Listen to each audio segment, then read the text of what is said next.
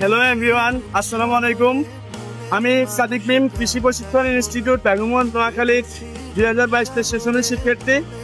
এই ভিডিওটি মূলত আপনারা বাংলাদেশের যে কোনো প্রান্ত থেকে কৃষি প্রশিক্ষণ ইনস্টিটিউট বেগমগঞ্জ নোয়াখালীতে কিভাবে আসবেন তার সংক্ষিপ্ত তথ্য নিয়ে।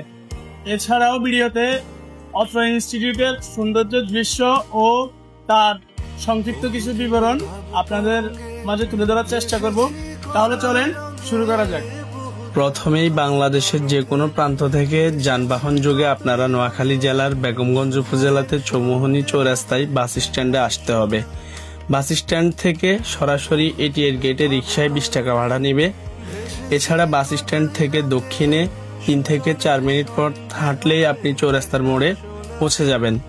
চৌরাস্তার এই মোড়টা বীরশ্রেষ্ঠ রুহুল আমিন গোল চত্বর নামে পরিচিত।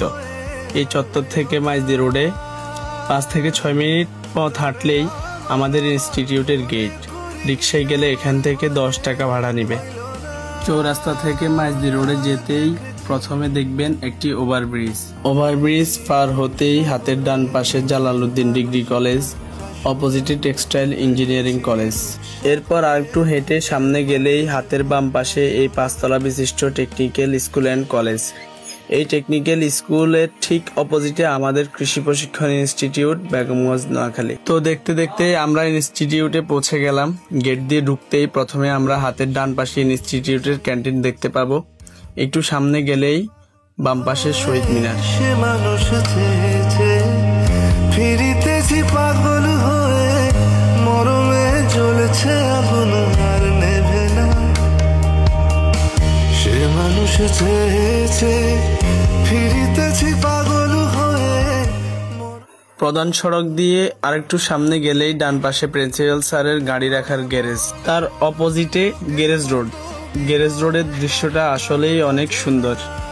এখানে যে ছোট ছোট ঘরগুলো দেখছেন এগুলো মূলত cow shed, poultry shed, threshing floor, ফসল সংরক্ষণ গুদাম, ফার্ম মেশিনারি হাউস ইত্যাদি। দেখেছি রূপসাগরে মনের মানুষ কাঁচা সোনা, দেখেছি রূপসাগরে মনের মানুষ কাঁচা সোনা।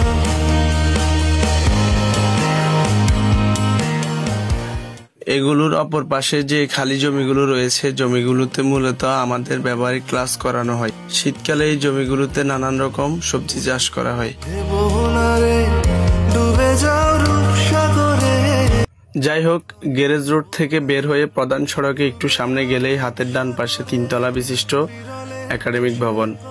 মূলত এই ভবনটিতে আমাদের ইনস্টিটিউটের প্রশাসনিক কার্যক্রম এবং সকল পর্বের শ্রেণী কার্যক্রম হয়ে থাকে।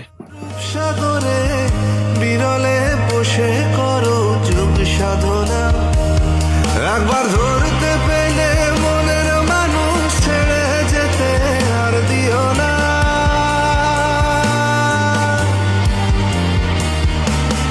একবার ধরতে পেলে। একাডেমিক ভবন থেকে একটু সামনে গেলেই পুকুরের অপোজিটে ড্রাগন ফল গাছ ও পেঁপে গাছের একটি সুন্দর প্রদর্শনী দেখতে পাবেন। এই প্রদর্শনীটি পার হতেই পুকুরের অপোজিটে ইনস্টিটিউটের সুন্দর এই মসজিদটি দেখতে পাবেন। মসজিদের একটু পরেই ইনস্টিটিউটের ছাত্রাবাস, যেটা শিক্ষার্থীদের কাছে জাদুঘর নামে পরিচিত। এই জাদুঘর বর্তমান ছাত্র ও প্রাক্তন ছাত্রদের আবেগ ও ভালোবাসার স্থান। জাদুঘর থেকে একটু সামনেই আকাশচুম্বী এই পানির ট্যাঙ্ক দেখতে পাবেন। পানির ট্যাঙ্কটি আসলেই অনেক সুন্দর। পানির ট্যাঙ্ক থেকে ডানে ছাত্রাবাসের পাশ দিয়ে যে রাস্তা, তার সামনে এগোতেই বিশাল এই মাঠ, যেখানে ছাত্রাবাসের শিক্ষার্থীরা প্রতিদিন বিকালে শরীর চর্চার জন্য খেলাধুলা করে। ইনস্টিটিউটের যে কোনো ক্রিকেট, ফুটবল ইত্যাদি টুর্নামেন্ট এই মাঠেই হয়ে থাকে।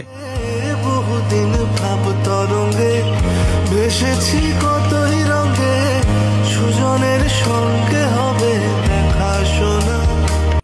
যাই হোক, প্রধান সড়কে পানির ট্যাঙ্কের বামে এই ঘরটি হচ্ছে গেস্ট হাউস। গেস্ট হাউসের পরপরই সামনে আবাসিক এলাকা ও ছাত্রী হোস্টেল। এখানে মূলত কর্তৃপক্ষের অনুমতি ছাড়া প্রবেশ নিষেধ।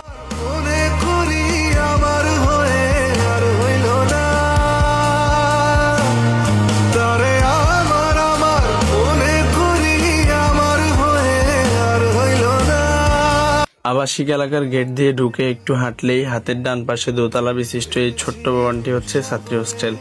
ছাত্রীদের জন্য অবশ্যই আরো বড় হোস্টেলের প্রয়োজন ছিল। যাই হোক, হোস্টেল থেকে আর একটু সামনে গেলেই 3 তলা ও 4 তলা বিশিষ্ট প্রশিক্ষকদের বাসভবন, দোতলা ও 3 তলা বিশিষ্ট কর্মচারীদের বাসভবন। বাসভবনের ঠিক অপোজিটে ইনস্টিটিউটের পরিচিত এবং আকর্ষণীয় একটি জায়গা, যেটি বকুলতলা নামে পরিচিত। মূলত যে গাছটি দেখতে পাচ্ছেন, এটি একটি বকুল ফুল গাছ। এই বকুল গাছটির কারণে এটির নামকরণ করা হয়েছিল বকুলতলা। বকুলতলা থেকে সুন্দর যে দৃশ্যটি দেখা যাচ্ছে, এটি হচ্ছে দিঘির মাঝখানে ছোট্ট একটা দ্বীপ। সত্যিই যার সৌন্দর্য চমৎকার। তো ভিডিওটি আর বড় করছি না, আজকের মতো এখানেই শেষ করলাম। ধন্যবাদ সবাইকে।